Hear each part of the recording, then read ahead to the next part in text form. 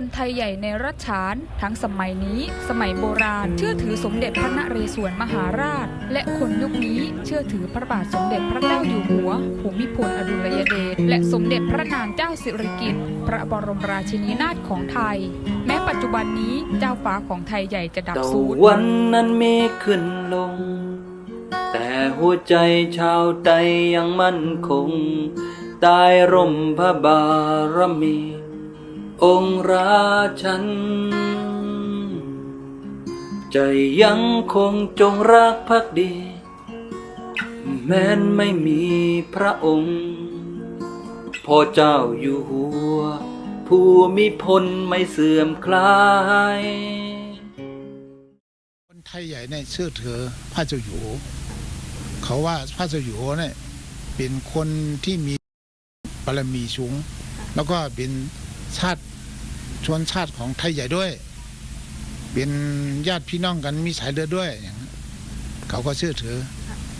พระเจ้าอยู่หัวครับจัดงานฉลอง5 ธันวาแล้วก็12 สิงหาทุกปีครับเป็นบุญของชาวไทยใหญ่ที่พระองค์นั้นบันดาลให้ได้อยู่อาศัยบนพื้นแผ่นดินไทยของพระองค์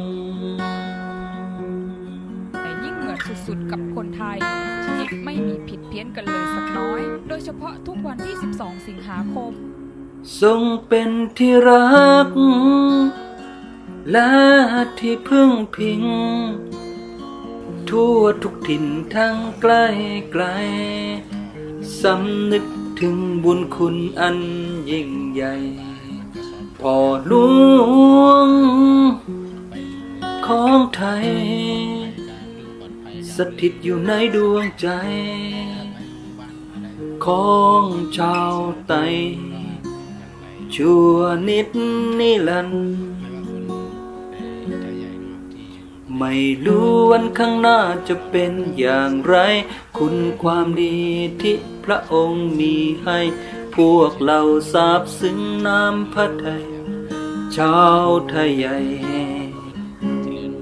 จะไม่ลืมในหลวงของเราก็ถ้าของบนตัวชัยศรีก็ทำแบบในหลวงเนี่ยครับเขาเลยชอบแบบในหลวงเลยครับที่เขาก็ไก่พวกนายหลวงที่บ้านเขาไว้เนี่ยเขาหักนายหลวงทรงเป็นที่รักและที่พึ่งพิงทั่วทุกถิ่นทั้งใกล้ไกลสำนึกถึงบุญคุณอันยิ่งใหญ่พ่อหลวงของไทยสถิตอยู่ในดวงใจของชาวไทยชั่วนิดนิรันดร์ไม่รู้วันข้างหน้าจะเป็นอย่างไรคุณความดีที่พระองค์มีให้พวกเราซาบซึ้งน้ำพระทัยชาวไทยใหญ่จะไม่ลืมเพราะมีพระองค์เป็นแรงบันดาลใจให้เราชาวใดสู้ต่อไปจะเห็นได้นะคะว่าที่บ้านของชาวไทยใหญ่ทุกหลังค่ะก็ได้มีการนำพระบรมฉายาลักษณ์ของพระบาทสมเด็จพระเจ้าอยู่หัวและสมเด็จพระนางเจ้าสิริกิติ์พระบรมราชินีนาถมาติดไว้ทุกบ้านแสดงให้เห็นนะคะว่าพวกเขาเคารพและศรัทธาพ่อหลวงไม่ต่างจากคนไทยเลยค่ะ